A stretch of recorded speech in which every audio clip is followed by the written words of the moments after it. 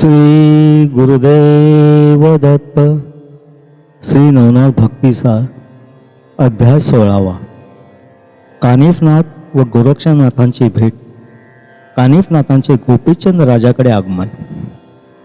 स्त्री राज्याच्या राजधानीत मच्छिंद्रनाथाने कानिफनाथास मोठ्या आदर सत्काराने राहून घेतल्यानंतर त्याची उत्तम बदास्त ठेविली. असे करण्यात मच्छिंद्रनाथाचा हेतू असा होता की कानिफा येथून गेल्यानंतर गोरक्षनाथास भेटेल व तो मजविषयी त्यास बातमी देईल. मग तो मला नेण्यासाठी येथे येईल व मला घेऊन जाईल. असे झाल्यास मी या सर्व सुखास मुकेन. इतक्या पल्ल्यास गोष्ट येऊ नये व त्याचेही मन रमून त्याने निरंतर येथेच राहावे म्हणून सुंदर रूपवान देवांना देखील भुलविणाऱ्या अशा स्त्रिया विषयात गोवून टाकण्याकरिता त्याच्या शिबिरास पाठवू लागला. पण कानिफाने त्या स्त्रियांकडे ढुंकून सुद्धा पाहिले नाही.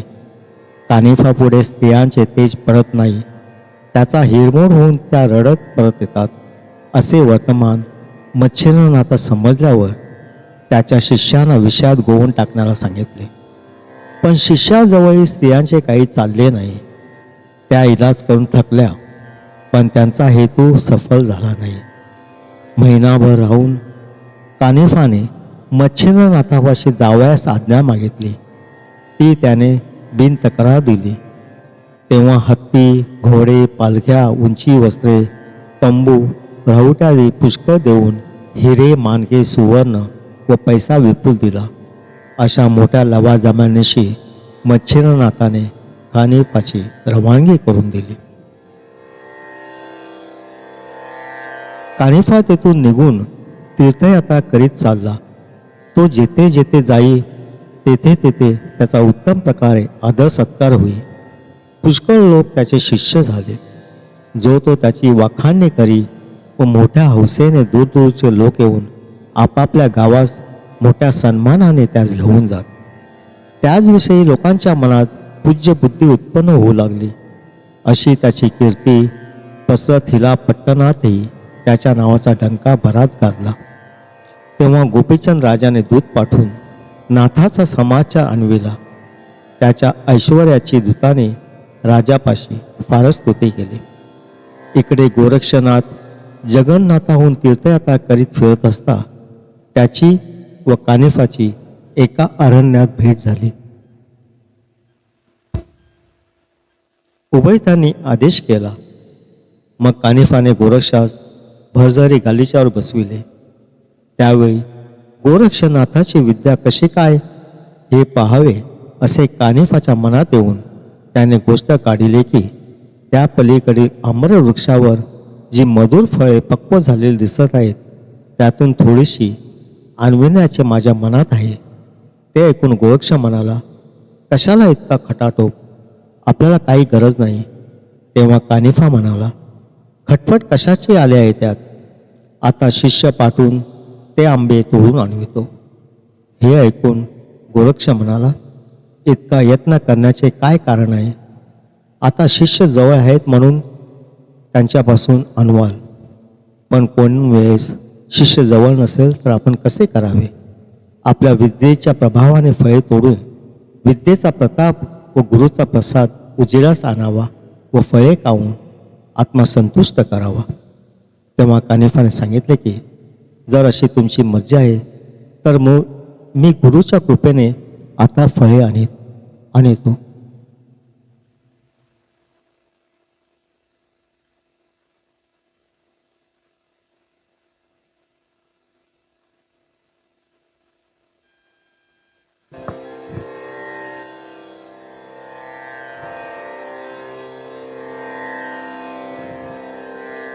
असे म्हणून त्याने विभक्तास्त्र मंत्र म्हणून भस्म मंतून त्यावर आकर्षणास्त्राची योजना केली व भस्म फेकले.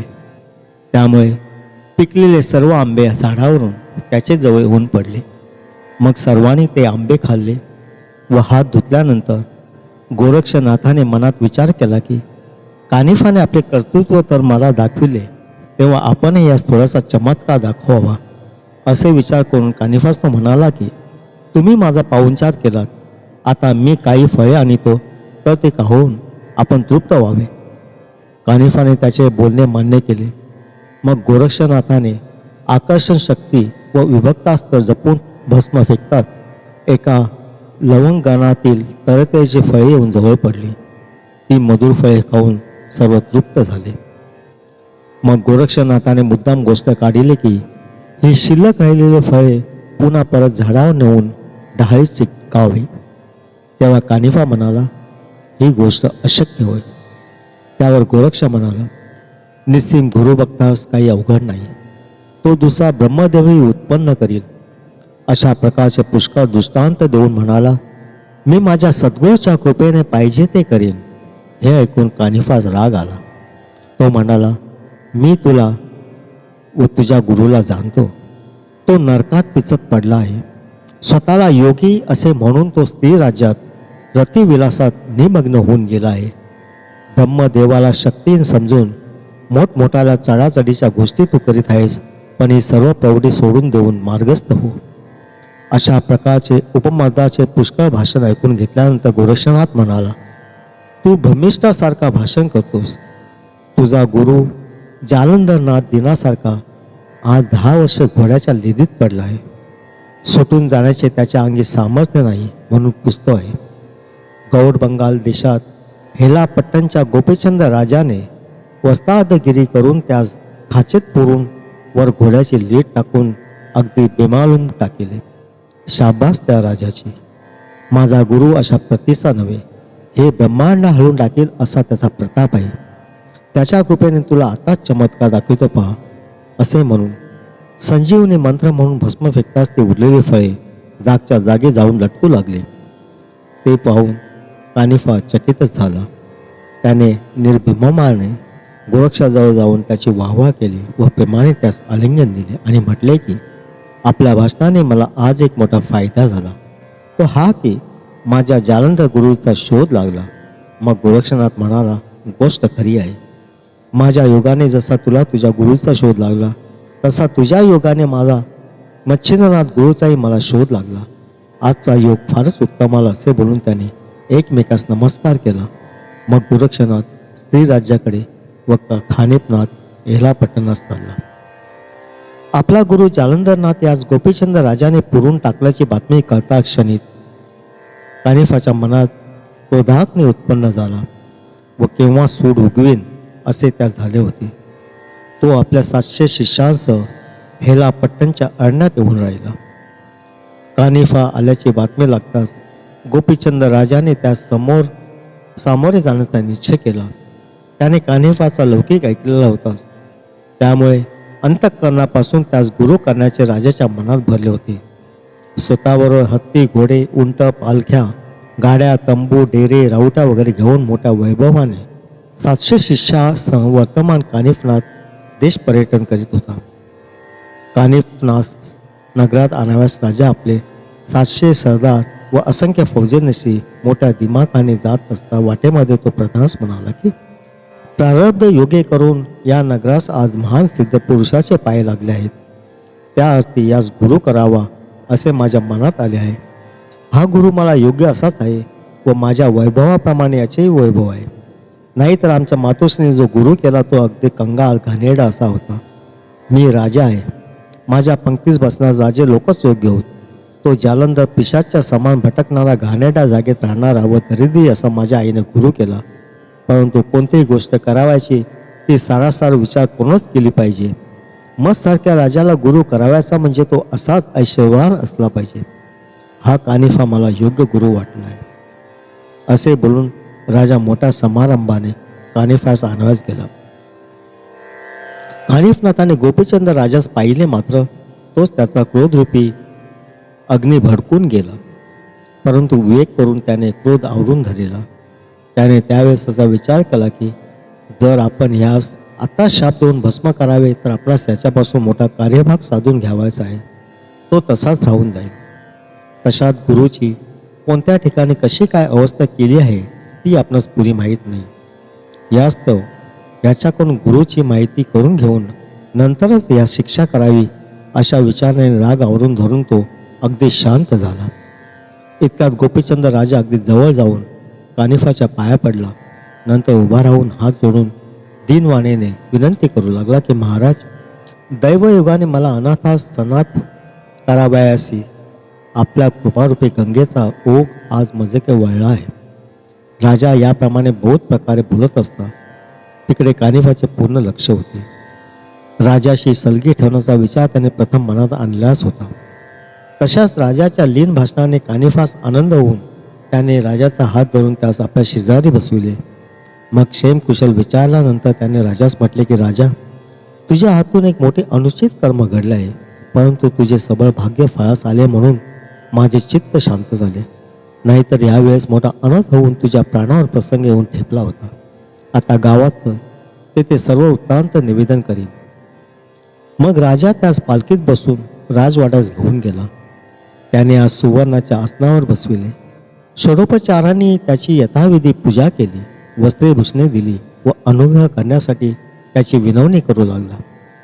राजाचे मन वळवून त्यास सर्वस्वी अनुकूल करून घेण्याचे खटपट कानिफा करीत होताच. तशा राजाचा अनुग्रह घेऊन उत्सुकतेने चेला होण्यास तयार झालेला पाहून त्यास अतिशय आनंद झाला. तेव्हा कानिफाने राजास म्हटले की तू माझा अनुग्रह घ्यावया पाहतो आहेस, पण दुधात मीठ घातल्याप्रमाणे तुझ्या हातून एक कर्म घडले आहे. ज्याच्यापासून मी अनुग्रह घेतला आहे त्या जालंधर नाथास तू घोड्याच्या लिदीत बोरून टाकले आहेस. परंतु तुझे आयुष्य पुष्कळ व तुझ्या पुण्याईचा जोर बळकट म्हणून माझा कोप शांत झाला. नाहीतर जालंधर नाथाने तुला तुझ्या वैभवास सुद्धा एका क्षणात भस्म करून टाकेला असता. तेव्हा राजा भयभीत होऊन थरथर कापू लागला व कानिफाच्या पायावर मस्तक ठेवून विनंती करू लागला की महाराज, मज करून घडलेल्या अन्यायाची आता मला क्षमा व्हावी आणि या शरण आलेल्या दासावर कृपा करावी. मग तो राजास घेऊन आपल्या शिबिरात गेला. हा सर्व प्रकार दासीने मैनावती जाऊन कळविला व राजाच्या इतर स्त्रियासही बातमी समजली. हा सर्व मजकूर आम्ही राजदरबारात ऐकला म्हणून मैनावतीच्या दासी म्हणाल्या व त्यांनी दुसरे असेही मैनावतीस कळविले की कानिफा या नावाचा जालंधरनाथाचा शिष्य आला असून त्याच्या समागमे गोपीचंद राजा त्याच्या शिबिरात गेला आहे. तेथे कसा काय प्रकार घडेल तो मागाहून कळू. गोपीचंद राजाने जालंधरास लिदीत पुरल्याचा वृत्तांत ऐकून मैनावतीस राग आला व अतिशय वाईट वाटले. पण पुत्राच्या ममतेस्तव त्या शासन होऊ नये असे तिला वाटले. राजा गोपीचंद तर कानिफाच्या सेवेस हात जोडून हजर राहिला व गुलामासारखा खपू लागला. कानिफाने मागितलेला पदार्थ पाहिजे तेव्हा व लागेल तितका तयार ठेवला. न्यूनता बिलकुल पडू दिली नाही. त्या दिवशी सायंकाळ झाल्यावर नाथाने राजास राजवाड्यात जाण्याची आज्ञा दिली. राजाने राजवाड्यात आल्यावर प्रथम मैनावतीकडे जाऊन तिच्या पाया पडून झालेला सांध्यांत वृत्तांत तिला कळविला व आपल्या अपराधाचे कानिफाने आपला क्षमा करावी म्हणून त्याला युक्तिप्रयुक्तीने सांगून व स्वकार्य साधून घेण्यासाठी मध्यस्थी करण्याची तो मातेला विनंती करू लागला. तिने ते त्याचे म्हणणे ऐकून घेऊन नाथाने जाऊन खटपट करून पाहण्याचे कबूल केले. नंतर मैनावती कानिफाच्या शिबिरात गेली व त्याच्या पाया पडून जवळ बसली. मग विचारपूस झाल्यावर मी जालंधरास गुरु केले आहे व आपणास नाथ मंत्री बनवित आहे असे तिने त्यास सांगितले. ते ऐकून आपणही तोच गुरु केलेला आहे असे कानिफाने सांगून आपल्या गुरुची अशी कशी अवस्था होऊ दिलीस असे तिला विचारले. तेव्हा तिने सांगितले की गुरुची पुत्राने अशा रीतीने वाट लावल्याची बातमी मला आताच कळली. मग तिने आपली मुळारंभापासून सर्व हकीकत त्यास कळविली. शेवटी गोपीचंदाचे अपराध पोटात घालून त्याला पदरात घ्यावे आणि जालंधरनाथाच्या कोपाग्नीत न होरपळू देता आपल्या पुत्रास निर्भय करावे आणि गुरुस कृपातून काढून या ब्रह्मांड भुवनात आपला कीर्तिध्वज फडकेल असे करावे म्हणून मैनावतीने कानिफास सांगितले. तेव्हा जालंधरनाथाने अनुग्रह करविण्याचे व त्यास निर्भय ठेवण्याचे कानिफाने तिला वचन दिले. मग तिने घरी येऊन पुत्रास झालेला मजकूर सांगितला आणि त्याच्या मनातील भीती समोर उठविली. श्री गुरुदेव दत्त. पुढील अध्याय पुढील भागात.